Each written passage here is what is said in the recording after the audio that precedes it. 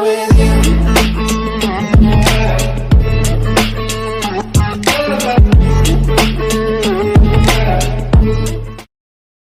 Selamat datang di channel saya Serangga Gatal. Jangan lupa di subrek, like and share. Mimin doakan semoga kita sehat semua. Oke, kita mulai. Ketiganya melangkah ke ruang samping dan disambut oleh pemandangan aula besar, radius ratusan meter, didukung oleh pilar batu yang menjulang setinggi puluhan meter. Semuanya, mulai dari tanah hingga pilar hingga dinding, dipenuhi dengan pola prasasti misterius. Desain jaring laba-laba di atas setiap permukaan dan mengisi setiap celah dan celah yang mungkin. Lusinan peti, ditempa dari emas murni, tersebar di seluruh aula. Masing-masing tertutup rapat, menyembunyikan isinya dari mata yang mengintip. Tertanam di tutup setiap peti adalah mutiara kilau, megah dan mempesona mata. Orang bisa tahu bahwa isi peti itu pasti tidak biasa, hanya dengan melihat pengerjaan peti itu. Mata Wu Yazi bersinar dengan keserakahan ketika dia menatap peti. Dia ingin segera bergegas ke depan dan membukanya. Nili mengulurkan tangan untuk menghentikan Wu Yazi. Kamu mau mati? Apa? Wu Yazi bertanya dengan bingung. Lantai, dinding, dan bahkan pilar dipenuhi dengan pola prasasti. Itu semua adalah bagian dari arai pola prasasti terikat surgawi. Satu langkah yang salah akan memicu jebakan. Pola akan melebur menjadi rantai tak berbentuk yang akan mengikat Anda, menyebabkan Anda tidak bisa bernapas dan pada akhirnya, mati karena kelelahan. Dan maksudku, mereka akan memerasmu sampai setetes daging terakhir pun hilang dari tubuhmu. Nili menjawab dengan muram. Bahkan ahli alam Heavenly Axis atau Dao of Dragon tidak bisa menghindarinya. Wu Yazi melihat kembali ke desain padat di dinding, dan hatinya bergetar.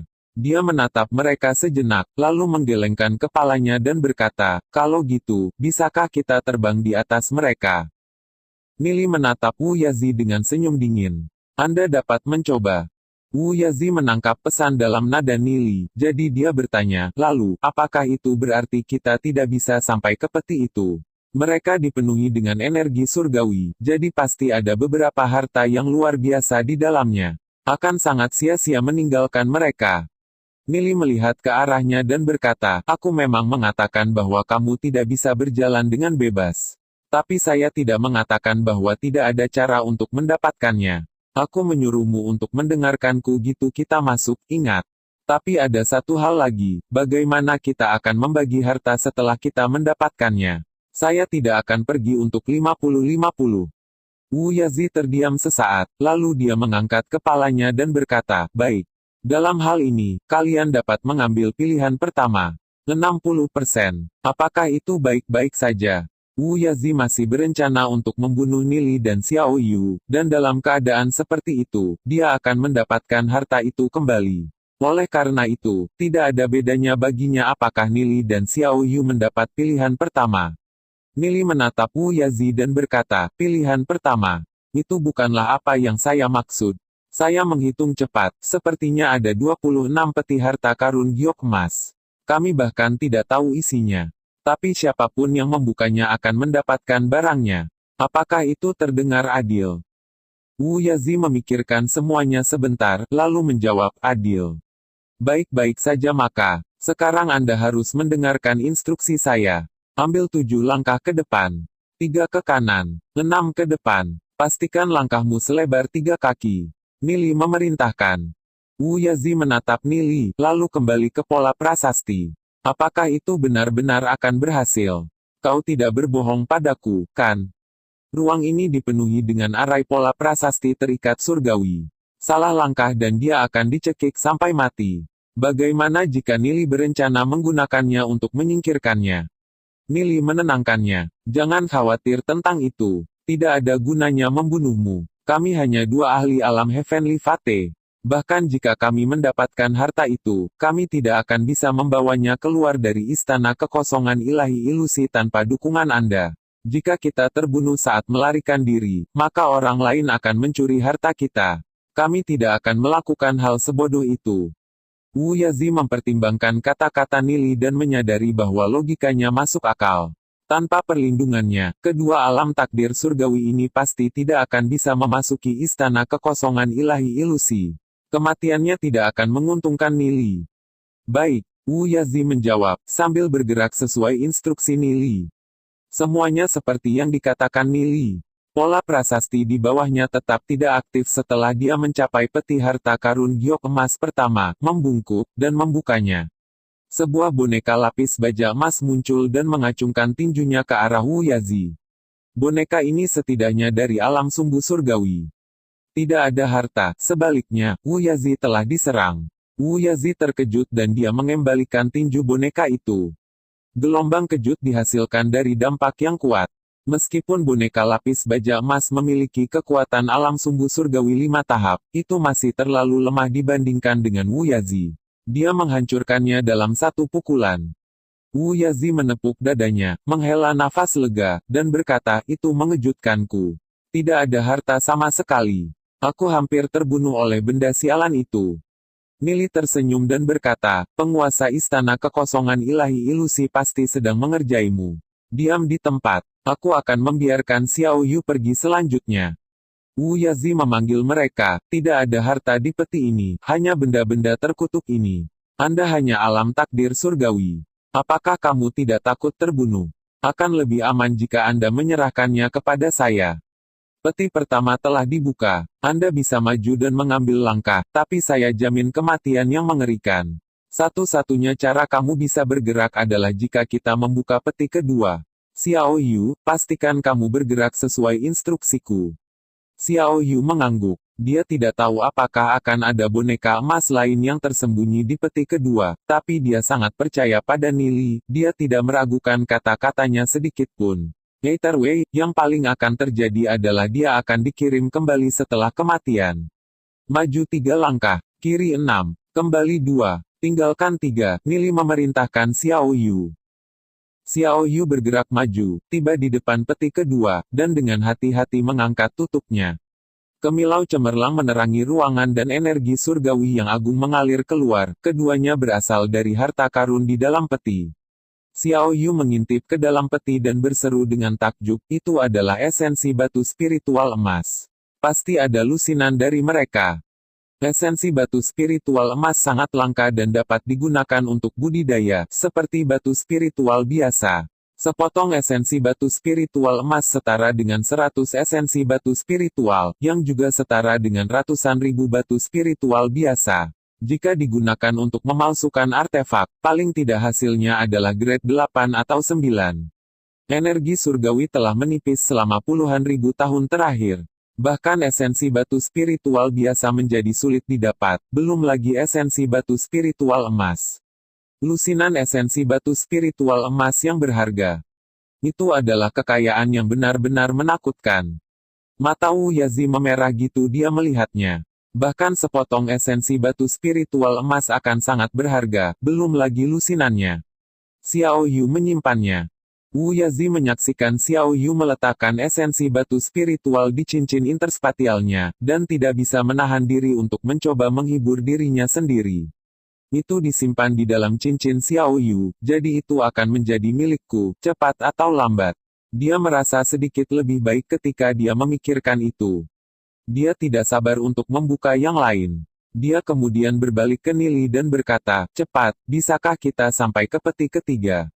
Nili melirik Wu Yazi dan berkata, yang ketiga adalah milikku. Sebelum dia melangkah menuju peti harta karun ketiga, Nili telah benar-benar mempelajari arai pola prasasti terikat surgawi. Pola prasasti yang dikemas padat merekonstruksi diri di dalam pikirannya. Nili telah sepenuhnya memahami tata letak seluruh ruangan, dan tahu persis di mana jebakan dan tempat aman berada. Adapun sebelumnya, ketika dia memberitahu Wu Yazi bahwa satu kesalahan langkah dapat mengaktifkan arai pola prasasti terikat surgawi, dia menggertak. Wu Yazi benar-benar dalam kegelapan, dan mungkin takut pada Nili. Karena satu langkah yang salah bisa membuatnya terikat sampai mati oleh arai pola prasasti terikat surgawi, bagaimana dia bisa berani bergerak secara mandiri? Nili berdiri di depan peti harta karun ketiga, yang terletak di jantung arai pola prasasti terikat surgawi. Tempat ini dikelilingi oleh jebakan, dan merupakan tempat dengan tindakan pengamanan paling banyak. Sangat mungkin bahwa peti ini berisi harta paling berharga. Nili menundukkan kepalanya untuk mempelajari peti yang ditutupi dengan pola prasasti aneh, berbeda dari peti yang telah dibuka oleh Xiao Yu dan Wu Yazi. Pola ini dicurangi. Jika Anda tidak bisa membukanya pada percobaan pertama, itu akan memicu jebakan. Nili mulai menulis pola prasasti ke dada. Tutupnya berderit terbuka, inci demi inci. Xiao Yu dan Wu Yazi tercengang. Tak satu pun dari mereka akan mampu memecahkan susunan pola prasasti yang gitu rumit. Kunci pola prasasti terbuka sepenuhnya. Nili membungkuk dan mengangkat tutup peti itu. Gitu dia melakukannya, cahaya cemerlang dari harta karun di dalam melompat keluar dari peti dan menyilaukan mata mereka. Banjir energi surgawi memenuhi aula. Mata Wu Yazi hampir keluar dari rongganya. Harta macam apa yang mungkin mengandung energi surgawi yang gitu agung? Nili mengintip ke dalam peti dan melihat potongan batu giok satu dengan gambar roh iblis misterius terukir di atasnya. Itu tampak sederhana dan tanpa hiasan di luar, tapi tetap memiliki kehadiran yang mengesankan. Nili menatap strip giok tanpa hiasan dan jejak emosi melintas di matanya. Dia tidak pernah menyangka akan menemukan ini di tempat seperti itu. Menurut legenda, ada 10 jalur giok penangkal kejahatan, dibuat oleh nenek moyang pertama klan manusia dan tersebar di seluruh dunia. Setiap strip berisi 36.000 mantra pola prasasti, yang masing-masing memiliki kegunaan yang berbeda. Sesekali, salah satu strip akan muncul di suatu tempat dan dengan demikian akan memulai pertempuran sengit untuk kepemilikan. Sebagian besar pola prasasti digunakan untuk menekan klan iblis. Misalnya, jalur giok penangkal jahat dapat diaktifkan untuk menekan aura iblis musuh setidaknya 30%. Dia juga bisa menyuntikkan lawan iblisnya dengan mantra pola prasasti strip, yang kemudian bisa menekan garis keturunan iblis. Itu hanya beberapa contoh. Ada banyak lagi kegunaan dari jalur giok penangkal jahat, bahkan catatan kuno tidak mengetahui semuanya. Ini jelas merupakan penemuan yang luar biasa. Dengan jentikan tangan kanannya, Nili melemparkan jalur giok penangkal kejahatan ke lukisan pegunungan dan sungai Myriad Miles. Setelah mendapatkan jalur giok penangkal jahat ini membuat segalanya berharga, bahkan jika dia akhirnya dibunuh oleh Wu Yazi. Wu Yazi buru-buru memanggil, "Hei, hei, hei. Saya tidak bisa melihat harta karun apa yang Anda temukan. Kenapa kau sudah menyingkirkannya?" Nili bahkan tidak membiarkan dia melihatnya. Energi surgawi telah melonjak ketika Nili membuka peti, itu membuktikan bahwa harta itu bukan sesuatu yang biasa.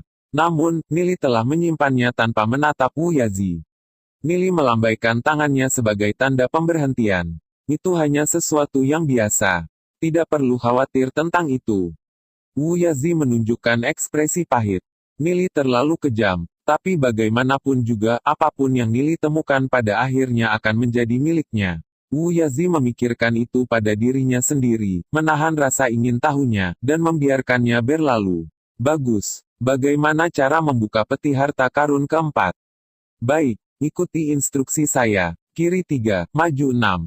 Nili mulai menginstruksikan Wu Yazi sampai dia mencapai peti harta karun keempat, menundukkan kepalanya, dan membukanya. Boneka emas lain muncul dari peti harta karun dan menerkam ke arah Wu Yazi. Tinju Wu Yazi mendarat di boneka emas, menghancurkannya. Satu lagi, sialan. Selain boneka, peti harta karun itu kosong. Tidak ada apa-apa di dalam. Wu Yazi hampir meratap mendengarnya. Kenapa dia? Mengapa peti harta karun Nili dan Xiao Yu memiliki semua harta karun yang menakjubkan, sedangkan miliknya hanya memiliki boneka? Wu Yazi dengan sedih menatap Nili. Kamu melakukan ini dengan sengaja. Nili kembali menatapnya dan berkata, Wu Yazi, apakah kamu mencoba untuk melanggar kesepakatan kita? Ada lebih dari 20 peti yang belum dibuka, bagaimana aku bisa tahu apa yang ada di dalamnya? Kami sepakat bahwa kami semua akan memilih peti dan mencoba keberuntungan kami. Selanjutnya, dada saya memiliki kunci pola prasasti di atasnya. Bahkan jika aku memberikannya padamu, kamu tidak akan bisa membukanya. Xiao Yu tidak bisa menahan diri untuk tidak diam-diam tertawa. Dia juga menyadari bahwa Nili melakukannya dengan sengaja. Jika tidak, situasinya tidak akan pernah berubah seperti itu. Dadanya dan Nili memiliki harta yang luar biasa, sementara Wu Yazi telah mendaratkan 2 boneka berturut-turut. Baik, aku tidak akan berdebat denganmu.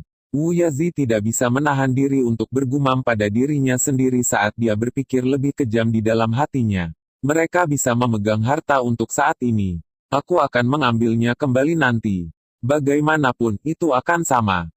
Apa yang tidak diketahui Wu Yazi adalah bahwa harta Nili telah disimpan jauh ke dalam lukisan pegunungan dan sungai Myriad Miles. Oleh karena itu, Wu Yazi tidak akan bisa mendapatkannya kembali, bahkan jika dia membunuh Nili.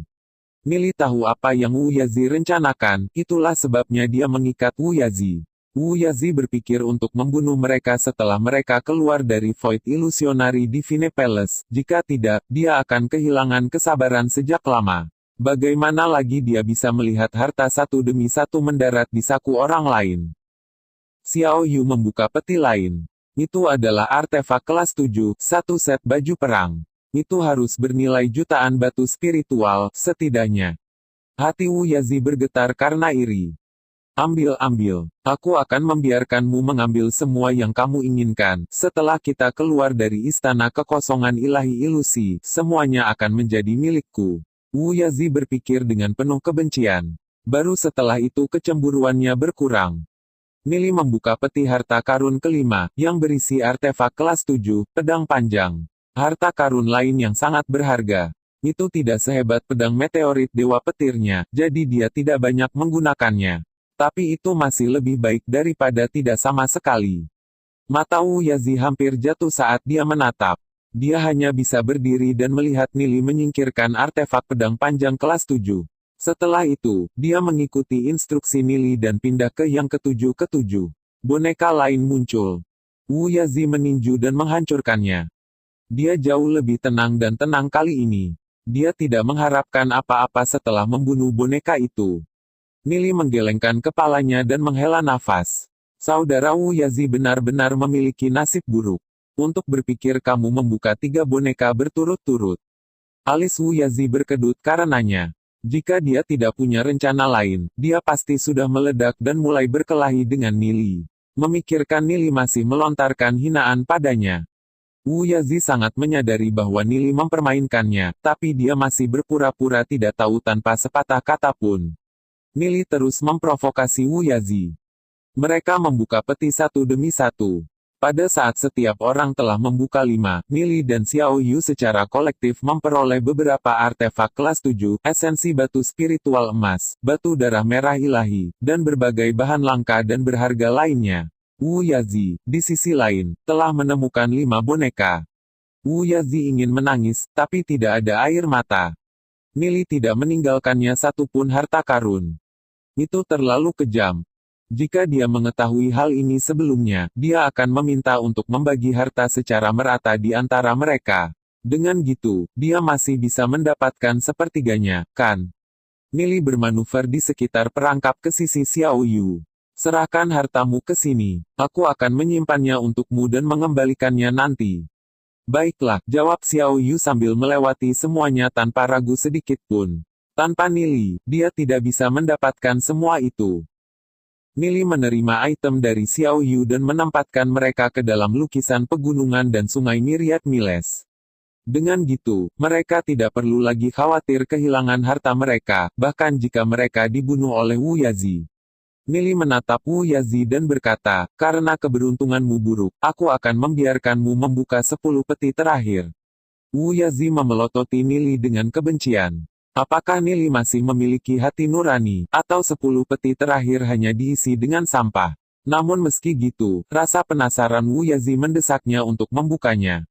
Wu Yazi mengikuti instruksi Nili, membuka peti berikutnya, dan menemukan boneka emas lainnya. Wu Yazi membunuhnya. Yang kedua, ketiga, keempat, kelima. Semuanya memiliki boneka di dalamnya. Wu Yazi mendiagnosis dirinya dengan depresi klinis. Dia melanjutkan ke peti ke-6 dan terkejut menemukan bahwa itu sebenarnya bukan boneka. Dia mengintip ke dalam peti yang tampaknya kosong dan melihat sepotong esensi batu spiritual emas. Sepotong esensi batu spiritual emas. Air mata mengalir di wajah Wu Yazi. Mengapa peti Nili dan Xiao Yu selalu memiliki lusinan keping, namun hanya satu? Pada saat Wu Yazi selesai membuka 10 peti, dia telah memperoleh satu esensi batu spiritual emas dan 2 bloodrock merah ilahi. Memang benar bahwa barang-barang ini cukup berharga, namun, mereka terlalu rendah dibandingkan dengan temuan Nili dan Xiao Yu.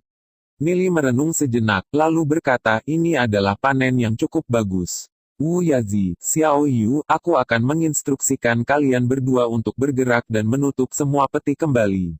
Mengapa menutup mereka? Masih banyak orang yang berkeliaran di dalam istana ilahi ilusi Void. Peti ini bisa membantu kita mengurangi pesaing. Dia membalas, ada beberapa pesaing manusia dan iblis di dalam istana ilahi ilusi Void. Akan sangat berharga jika mereka bisa menangkap beberapa setan. Wu Yazi dan Xiao Yu mengerti penjelasan Nili. Mereka mengikuti instruksinya dan menutup peti. Ketiganya berjalan bersama menuju pintu keluar ruang samping dan pergi menjelajahi area lain. Ketiganya mencari melalui berbagai ruang samping lain dan menemukan simpanan harta yang layak, yang mencakup total 50 atau 60 ribu batu spiritual. Itu adalah jumlah kekayaan yang menakjubkan. Dan mereka bahkan belum mencari 1/10 dari Void Illusionary Divine Palace. Semua harta lainnya dibagi rata di antara mereka bertiga. Xiao Yu menyerahkan semua hartanya kepada Nili, yang menyimpannya di dalam lukisan pegunungan dan sungai Myriad Miles. Wu Yazi menepuk bahu Nili. Sungguh saudara yang baik yang kamu miliki. Dia mendengarkan Anda dan memberikan semua hartanya kepada Anda. Anda pasti sangat beruntung. Pastikan untuk memperlakukannya dengan baik. Nili mengangguk. Itu sudah pasti. Wajah Xiao Yu memerah karena percakapan mereka. Nili sudah tahu bahwa dia adalah seorang gadis, jadi mengapa dia harus menanggapi Wu Yazi seperti itu? Nili, di sisi lain, tidak menangkap kemungkinan bacaan alternatif dalam kata-kata Wu Yazi. Dia berbalik ke arah jantung istana kekosongan ilahi ilusi dan mengumumkan, saya telah menemukan jalan ke tengah. Ikuti aku. Mata Wu Yazi berbinar saat itu. Jadi mereka akhirnya bisa memasuki aula utama istana ilahi ilusi Void. Mereka bertiga terbang maju dan mendarat di depan pintu batu. Nili menjelaskan, istana ilahi ilusi Void itu sendiri adalah susunan yang sangat besar. Aula utama seharusnya memiliki 100 pintu batu, dan yang ini kebetulan bertepatan dengan gerbang kehidupan. Satu pintu ini pasti pintu masuk. Mata Wu Yazi melebar. Ada gitu banyak pintu batu di sini. Bagaimana Anda bisa tahu bahwa ini adalah gerbang kehidupan? Dan Anda mengatakan bahwa seluruh istana ilahi ilusi Void adalah sebuah arai.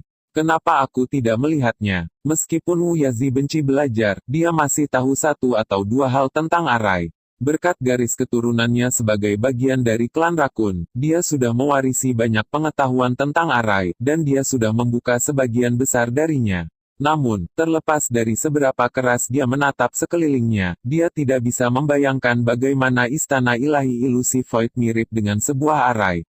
Percaya saja padaku, kata Nili, sambil meletakkan tangannya di pintu batu, yang perlahan terbuka.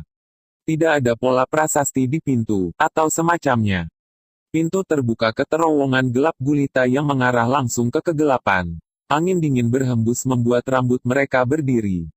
Ayo pergi. Kata Nili sambil dengan tenang berjalan melalui terowongan. Xiao Yu segera mengikuti di belakangnya. Wu Yazi ragu-ragu sejenak, lalu melanjutkan juga.